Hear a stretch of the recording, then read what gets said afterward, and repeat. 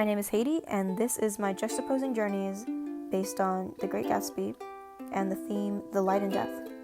Death made me realize the true fragility of each person's entire individual.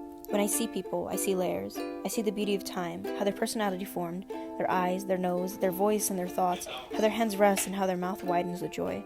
However, all that life that a person contains can so easily and quickly be destroyed. It's scary to think how fast you can lose it all, and how when it's lost, the world keeps spinning because even though it feels like everything is over, it's not. My cousin's death was quick. In the blink of an eye, he had disappeared. When the rest of the world was moving, he left and he shot himself, like a fallen tree in the forest, silent, for no one was around. In The Great Gatsby, Nick writes that in Gatsby's final moments, he must have felt that he had lost the old warm world and paid a high price for living too long with a single dream. Gatsby spent so much effort chasing his dream, into reaching backwards into his past and acquiring it.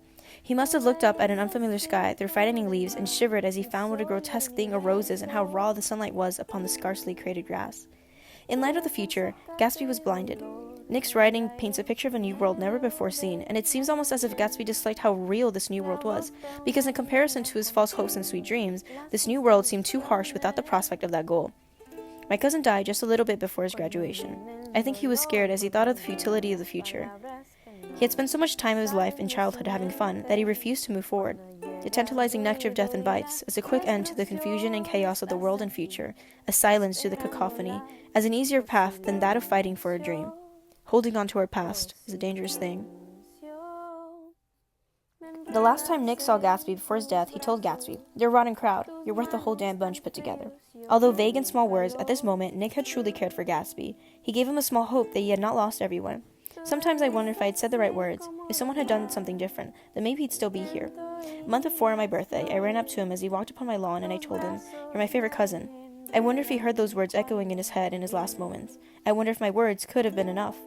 As a result, I become demonstrative, and now always express my appreciation. I notice things and I point them out, because what if I never get to? Although I cannot save everyone, I can lend my heart and my caring. I can give my presence so that if someone were to try to leave, maybe my voice is in the back of their head, however small, reminding them that someone is waiting for them tomorrow. Someone is waiting for their laughter and their jokes, for their words and their hand, for their being composed of layers and layers of beauty to be right alongside them.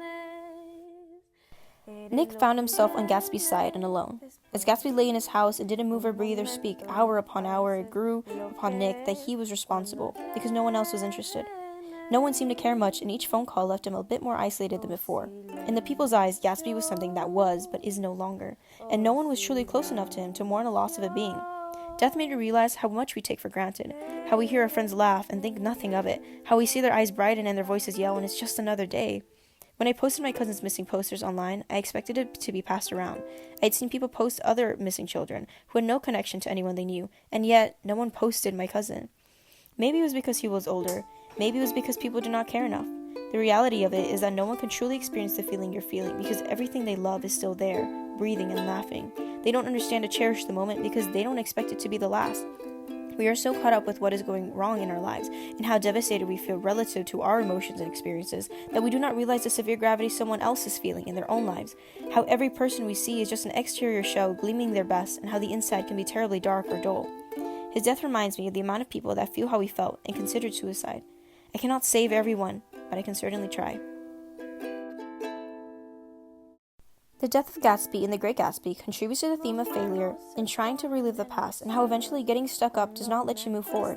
His death was a reminder of the fleeting youth we hold, how fragile our dreams can be, how fast time flies, and how the world still keeps spinning. After my cousin's death, I was silent for a year. I held an aloof disposition. I did not speak so I could feel how it felt to not be heard.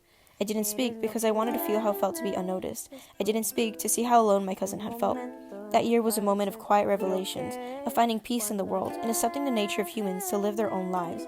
The world keeps spinning. His death was a catalyst for my outlook on life and my journey of becoming a psychiatrist. Now, I make sure to look a little harder, feel a little longer, and breathe a bit more deeply.